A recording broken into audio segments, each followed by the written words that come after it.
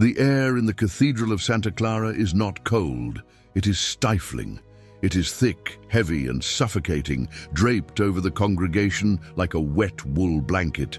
But it is not the heat of the Portuguese summer that makes the sweat bead on the foreheads of the highest dukes and counts of the realm. It is the smell. It is a scent that no amount of frankincense, burning in great swinging thuribles, can fully mask. The resinous, holy smoke curls through the shafts of stained glass light, warring with a sweeter, darker, more cloying odor. The smell of something that has been in the earth too long. The smell of organic collapse. The smell of the grave. Silence reigns here. A silence so profound that the rustle of stiff brocade sounds like a shout. Hundreds of eyes are fixed forward, locked in a collective paralysis of terror, staring at the two thrones positioned upon the dais. On the right sits Dom Pedro I, the King of Portugal. He sits rigid, his knuckles white as they grip the velvet arms of his chair. His eyes are wide, feverish, burning with a light that teeters on the razor's edge between divine ecstasy and total, consuming madness. He does not blink. He is smiling, but it is a smile that promises only pain. On the left sits his queen. She is dressed in the finest silks the kingdom can provide. Royal purple, embroidered with gold thread that glimmers in the candlelight. A heavy jewel-encrusted crown rests upon her head, the gold stark against the pale, translucent veil that covers her face. She sits motionless, too motionless. She does not breathe. Her chest does not rise and fall. A draught moves through the cathedral, a whisper of wind from the Mondego River, and it disturbs the veil just enough. For a fleeting second, the fabric clings to the shape beneath. It does not contour to the soft, flushed cheeks of a living woman. It collapses inward, outlining the hollow of a nasal cavity. It traces the sharp, jagged line of a jawbone where the skin has pulled back, tight and leathery like old parchment. She has been dead for 2 years. This is Inês de Castro, the woman the king loved, the woman the king lost, and the woman the king has dragged out of the cold, damp sanctuary of her tomb, dressed in wedding finery and propped up with wood and wire to rule beside him. Pedro stands. The sound of his boots on the stone floor echoes like a gavel strike. He gestures to the line of trembling nobles, the very men who whispered against her, the men who plotted, the men who stood by while she bled. "Come," the king whispers. The sound is low, a growl from the back of a throat, raw with screaming. "Pay your respects." He is not asking. The first count steps forward. His legs are lead. He approaches the throne, his eyes watering from the stench of decay that wafts from the queen's seated form. He sees the hand resting on the armrest. It is grey. The fingernails are loose. The flesh is sunken between the metacarpals. "Kiss it," Pedro commands. The count hesitates. To touch the dead is taboo. To touch this is a nightmare made real. Pedro's hand moves to the hilt of his sword. The metal scrapes against the scabbard, a sharp hiss in the silent church. "She is your queen. Kiss her hand." The count bows. He lowers his face. He closes his eyes, trying to hold his breath, and presses his warm, living lips against the cold, desiccated skin of the corpse. The texture is wrong, dry, flaky, hard as cured meat. He pulls away, trembling, tasting the dust of the crypt. This is the price of treason. This is the price of denying a love that Pedro believes is holier than God and more permanent than death. But this macabre coronation is only the final act of a tragedy written in blood. Before the corpse sat on the throne, there was the banquet of hearts. Rewind the clock only a few months. Picture a different room, a banquet hall. Pedro is eating. He sits at a table laden with wine and roasted meats, but his attention is not on the food. It is on the two men bound to wooden posts in the center of the room. These are the assassins, the men who held the knives. Pedro does not want them beheaded. That is too quick. That is a mercy they do not deserve. He wants to see the source of their cruelty. He wants to hold it, The executioner steps forward with a jagged blade. Pedro takes a sip of wine. He watches as the blade enters the chest of the first man. He watches the ribs crack. He watches the executioner reach inside the heaving, screaming chest cavity and tear out the living heart. But for the second man, Pedro wants variation. He wants symmetry. He orders the heart torn out through the back. The king watches the steam rise from the organs. He watches the life fade from their eyes. And legend whispers that he did not just watch. Legend says he took a bite, an act of total consumption, a way to take the hate that killed his beloved and digest it, making it part of his own fuel. He is known as Pedro the Just. He is known as Pedro the Cruel. History cannot decide which title fits better, but to understand how a boy became a monster, and how a monster became a grieving widower, forcing a kingdom to bow to a skeleton, we must look away from the horror of the end. We must look at the beginning. This is not a fairy tale. There are no glass slippers here, only blood-soaked stones. This is a story about the terrifying proximity between love and insanity. It is a story about a passion so volatile it burned down a dynasty. Before we begin, make sure to subscribe and leave a like. Not just to help the channel, but because every interaction tells YouTube that stories like this deserve to be told. The year is 1340. The location is the western edge of the Iberian Peninsula. Portugal, a kingdom forged in the fires of the Reconquista, a land of stone castles perched on granite cliffs, overlooking valleys that plunge into shadow long before the sun sets. It is a hard time to be alive. The Black Death is waiting in the wings, creeping across Europe, ready to turn the world into a charnel house. Life is cheap. Alliances are fragile. A king does not marry for love. He marries for land. He marries for soldiers. He marries to ensure that his neighbors do not burn his villages to the ground. Dom Afonso IV, the King of Portugal, sits on his throne in Lisbon. He is a man made of iron and pragmatism. He does not care for poetry. He cares for the survival of his bloodline. He looks at his son, the young Prince Pedro, and sees a problem. Pedro is not like his father. Pedro is tempestuous. He feels things too deeply. He has a fire in him that the cold stone of the court cannot dampen. He is a young man who chases storms, who rides his horse until the beast foams at the mouth, who listens to the troubadours with a look of longing in his eyes. He is a man waiting to be ignited, and the spark is coming. A marriage is arranged, a political necessity. Pedro is to marry Constanza Manuel of Castile. It is a union of ink and parchment, signed by old men in dim rooms. It is a leash to bind Portugal and Castile together. The wedding procession arrives in Évora amidst a fanfare of trumpets and the flutter of banners. The dust rises from the road, coating the armor of the knights in a fine golden powder. The carriages creak under the weight of dowries and expectations. Pedro stands at the altar waiting for his bride. He is dutiful. He will say the words. He will sign the papers. He will sire the heirs. He accepts his cage.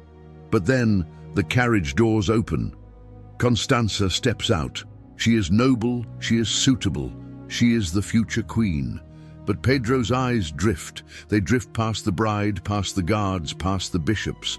They land on a woman standing in the shadow of the princess, one of her ladies in waiting. She is tall. Her neck is long and elegant, earning her the name the Heron. Her skin is pale as milk. Her eyes are dark pools of intelligence and melancholy. She is Inês de Castro. She is illegitimate. She is Galician. She is everything a Prince of Portugal should ignore. She is a nobody in the grand game of chess that is European politics. But when Pedro looks at her, the noise of the crowd fades. The trumpets are silenced. The political maneuvering, the treaties, the wars, it all dissolves into grey static. He feels a tightening in his chest. Not the pressure of duty, but the sharp, sudden hook of obsession. It is a physical blow. The air leaves his lungs. Inês looks up. She meets his gaze. In that glance, a kingdom is doomed.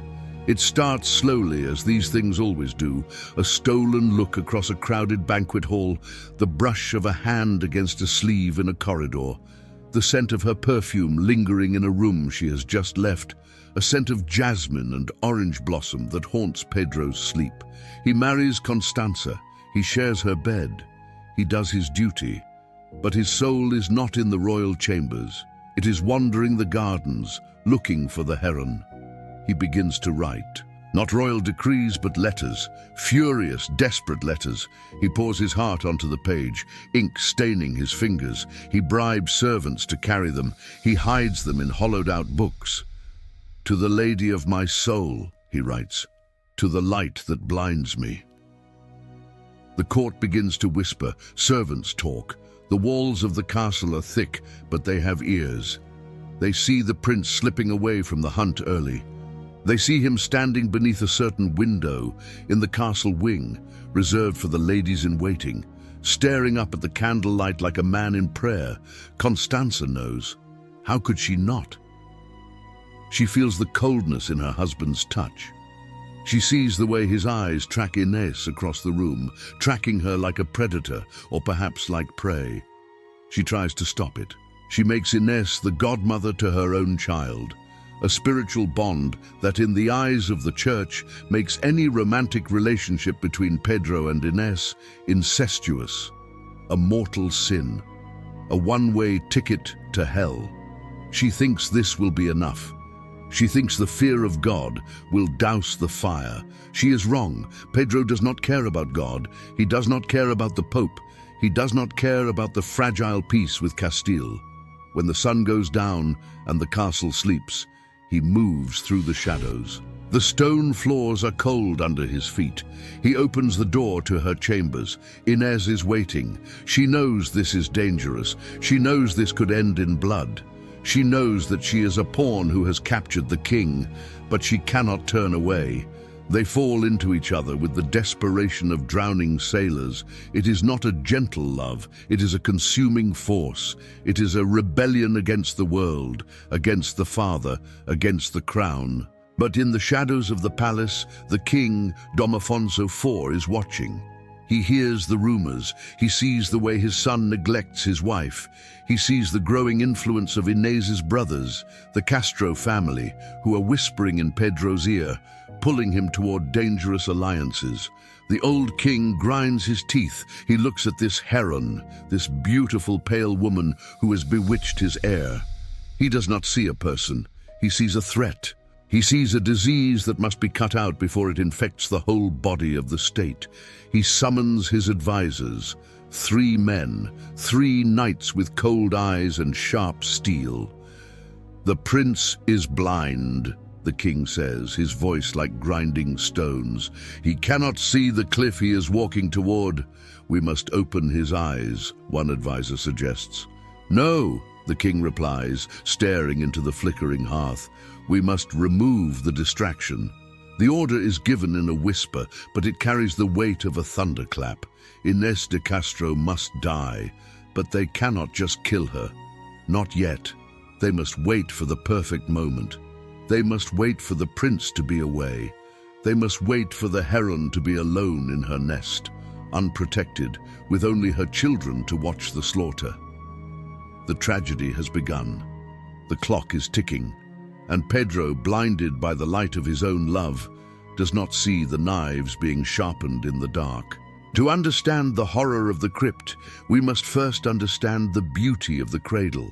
To feel the weight of the tragedy, we must first weigh the lightness of the soul that was crushed. We must leave the scorching heat of the Portuguese court. We must travel north, cross the Minho River, leave the dry, sun-baked plains behind, and enter a land of granite and mist. This is Galicia, the northwest corner of the Iberian Peninsula. The Romans called it Finis Terrae, the end of the earth. Here the Atlantic Ocean crashes against black cliffs with the violence of a siege engine. The wind howls through the chestnut forests, carrying the scent of salt and pine resin.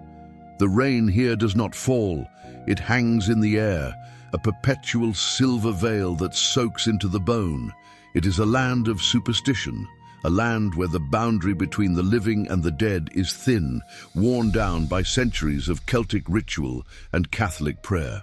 In this world of grey stone and green moss, a girl is growing up. Imagine a castle in the early 1320s. The walls are thick, built to withstand sieges, damp with the eternal humidity of the region. Inside, the air smells of wood smoke and roasting game, layered over the musty odor of old tapestries that shiver in the drafts. In a high room, sitting by a narrow window that overlooks the rolling hills, sits Inês. She is not a typical child of the nobility. There is a stillness about her. While other children run through the courtyards, chasing dogs and practicing with wooden swords, Inês is often found watching. She watches the rain streak the glass. She watches the falcons circling the towers, hunting for field mice in the tall grass.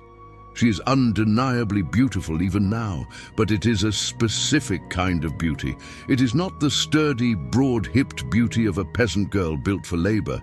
It is fragile. Her skin is pale, almost translucent, like the milk of the moon. Veins trace delicate blue maps beneath the surface of her wrists.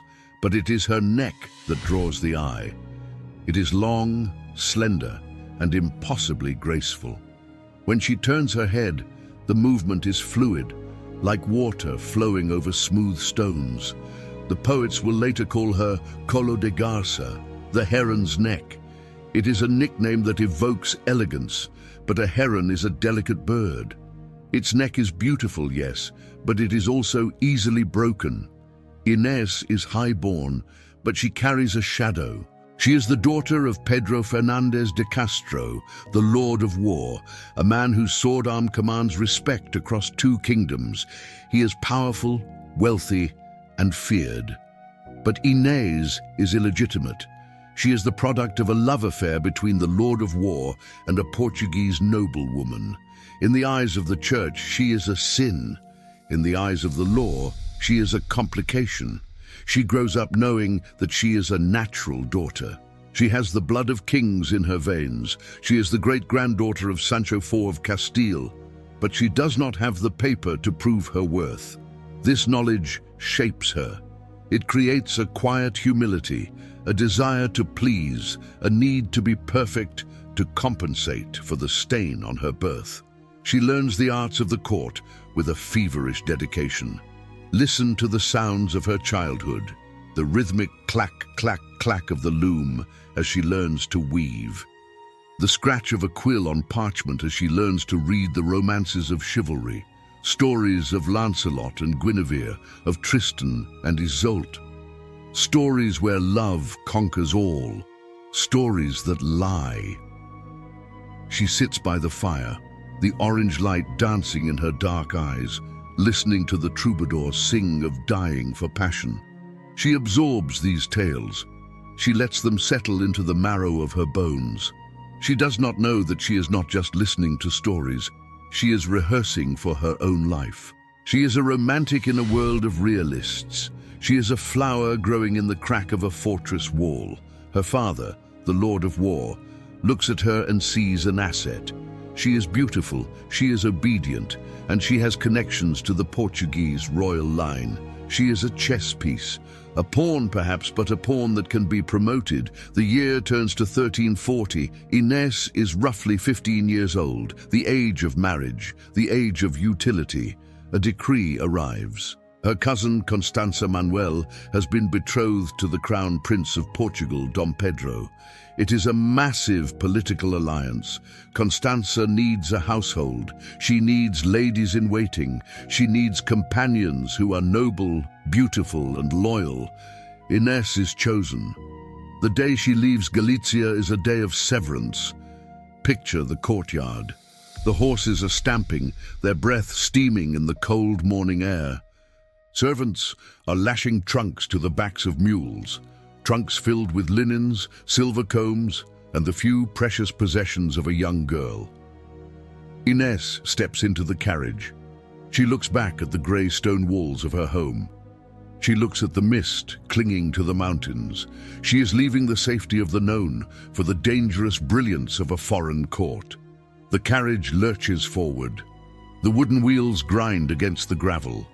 The journey south is long and grueling. Days turn into weeks.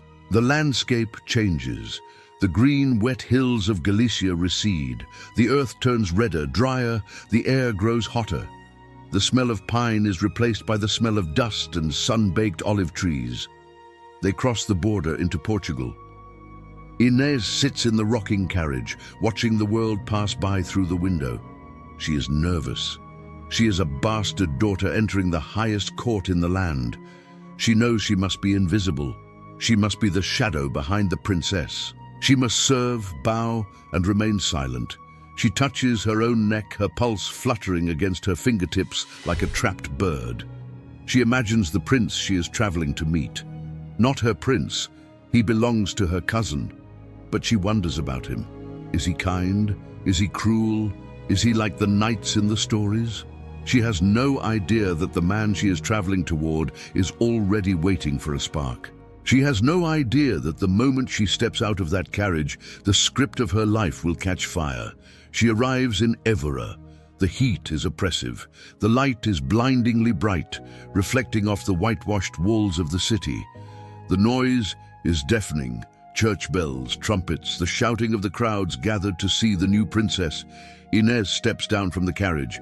She smooths her dress. She keeps her head lowered, her eyes on the ground, just as she was taught. She takes her place in the procession, walking behind Constanza. She is a ghost in the machine of state. She is supposed to be background scenery. But then she looks up, just for a moment. She lifts that long, elegant neck and looks toward the dais where the royal family waits. She sees the old king, Afonso, looking stern and bored, and she sees the prince. He is young, he is restless, he looks like a man who is starving at a banquet. Inés does not know that the fates are weaving a shroud in that very moment. She breathes in the scent of orange blossoms from the palace gardens, a scent that will forever be the perfume of her doom. She is innocent, she is hopeful, she is alive.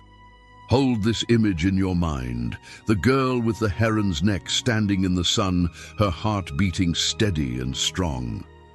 Cherish this image, because the darkness is gathering at the edges of the frame. The wolves are already in the palace, wearing velvet doublets and smiling with teeth of white bone. She has walked into the lion's den, armed only with her beauty and her heart. And in the Game of Thrones, a heart is not a shield, it is a target. The palace of Évora is a cage of gold and limestone.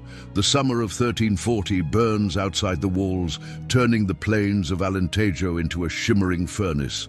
But inside, the air is cool, still, and heavy with unspoken things. Dinner is served. The clatter of silver knives on pewter plates echoes in the vaulted hall.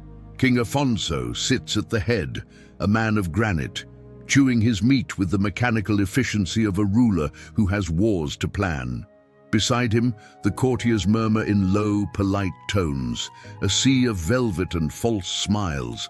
But at the prince's table, the silence is deafening. Dom Pedro sits beside his wife, Constanza. She is pregnant. Her face is drawn, pale with the exhaustion of carrying the future of the kingdom. She speaks to him, small, trivial questions about the hunt, about the weather. Pedro answers in monosyllables. His voice is flat. His hand grips the stem of his wine goblet so tightly the metal threatens to warp. His eyes are not on his wife. They are not on his food. They are fixed on the end of the table, on the lady in the grey silk dress, on Inés. She feels the weight of his gaze. It is physical. It presses against her skin like a hot iron. She keeps her eyes on her plate, dissecting a fig with trembling fingers. She can feel the heat radiating from him across the distance. Every time she lifts her glass to her lips, she sees him from the corner of her eye. He is watching her throat. He is watching the way she breathes. This is not a courtly flirtation. This is not the poetic longing of a troubadour song. This is a hunt. Pedro is a man possessed. Since the moment he saw her, the world has narrowed down to a single point. The politics of the realm, the threats from Castile, the expectations of his father, they have all become static. White noise. The only clear signal in the universe is the beat of Inés's heart. He tries to fight it. He rides his horses into the ground, galloping until the beast collapses, trying to outrun the fever in his blood. He spends hours in the chapel, kneeling on the stone until his knees bruise, staring at the crucifix. But when he closes his eyes, he does not see the face of Christ. He sees the curve of the heron's neck. He cannot sleep. The nights are long and suffocating. He paces his chambers, the stone floor cold against his bare feet. He stands by the window, looking toward the wing of the palace where she sleeps. He imagines her breathing. He imagines the rise and fall of her chest. The desire is a physical pain, a twisting in his gut that no wine can dull. It begins with a touch, a corridor, narrow and dim. The torches are burning low, casting long, flickering shadows against the tapestries. Inés is walking alone, carrying a basket of linens. She turns a corner, and he is there. He blocks her path. He says nothing. The air between them crackles, charged with the electricity of a coming storm. She should bow. She should step aside. She should run. Instead, she freezes. Pedro reaches out. His hand is rough, calloused from the sword and the reins. He touches her face. His fingers trace the line of her jaw, the pulse hammering beneath the skin. She drops the basket. The sound of wicker hitting stone is a gunshot in the silence. He kisses her. It is not gentle. It is a collision. It is the breaking of a dam. It is a kiss that tastes of desperation, of fear, of a hunger that has been starving for months. In that dark corridor, with the smell of smoke and old wool around them, they cross a line that can never be uncrossed. They are no longer prince and lady. They are conspirators. The affair blooms in the shadows. It is a creature of the dark, feeding on secrecy. They meet in abandoned storerooms, in the corners of the gardens where the ivy grows thick and wild. They speak in whispers, their words hurried and breathless. But secrets in a palace are like blood in the water. Constanza knows. The princess feels the coldness in her bed. She sees the way the servants look at her with pity. She hears the silence that falls when she enters a room. The humiliation is a slow poison.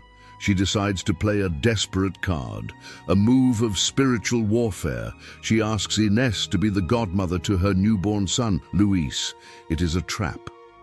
In the eyes of the church, a godmother and a father are spiritually related. To sleep together is incest. It is a mortal sin. It is a ticket to the deepest circle of hell. Constanza believes that Pedro, for all his wildness, fears God. She believes the threat of eternal damnation will douse the fire. The ceremony takes place in the cathedral. The air is thick with incense. Inés stands at the font, holding the royal baby. She is trembling. She feels the weight of the holy water, the weight of the vows. She promises to guide the child in the light of God. Pedro stands opposite her. He watches her hold his son, and he smiles. He does not care. He does not care about the church. He does not care about hell. If loving her is a sin, he will burn gladly. The maneuver fails. It only binds them closer. Now, their love is not just a betrayal of the state, it is a rebellion against heaven itself. The years pass. The tension ratchets tighter. Then, in 1345, the lock breaks. Constanza dies. The childbirth fever takes her. She fades away in the royal bedchamber, surrounded by weeping ladies and grim doctors. He is telling them that his love is more powerful than their laws, more powerful than their king, more powerful even than the grave. He is crowning her post-mortem, the queen, crowned after death. But why? Was it love, or was it legitimacy? By crowning her, he legitimizes their children. He secures their place in the line of succession. Was this the act of a madman, or the calculated move of a political genius using theater to rewrite the laws of inheritance? The line between insanity and strategy blurs until it vanishes completely. The ceremony ends. The body is returned to the earth, but not to the dirt. Pedro orders the construction of 2 tombs in the monastery of Alcobaça, masterpieces of Gothic sculpture carved from white stone that glows in the moonlight. One is for him, one is for her. He orders them placed in the transept of the church, but he does not place them side by side, as is the custom for husbands and wives. He places them opposite each other, feet to feet. Why? The monks whisper the reason. It is a final, crushing detail of his obsession. Pedro wants the tomb's position so that on the day of judgment, when the trumpets sound and the dead rise from their graves, the very first thing he sees when he sits up will be her. He does not want to see God. He does not want to see the angels. He wants to see Inês. He carves a motto onto the stone, a promise that rings through the centuries, echoing off the cold walls of the monastery. Até o fim do mundo, until the end of the world. The story of Inês de Castro and King Pedro is a scar on the history of Portugal. It is a wound that never quite heals. It reminds us that love is not always soft. It is not always kind. Love can be a monster. Love can be a reason to burn a kingdom. Love can be the shovel that digs up a grave. As you leave the monastery today, the silence is profound. The stone effigies lie there waiting, Pedro clutching his sword, Inês clutching her gloves. They are separated by empty space, trapped in stone, waiting for a resurrection that may never come. It leaves us with a question that is harder to answer than any historical date. Was this the greatest love story ever told, or was it a horror story disguised in velvet?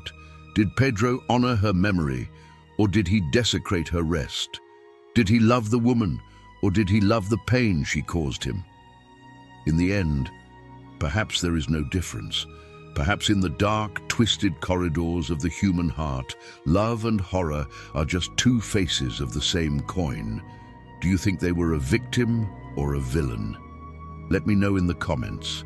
And if you want to sleep with the lights on tonight, click the video on your screen right now. It's another story from the shadows, another tale of what happens when the human mind snaps. Click it, I dare you.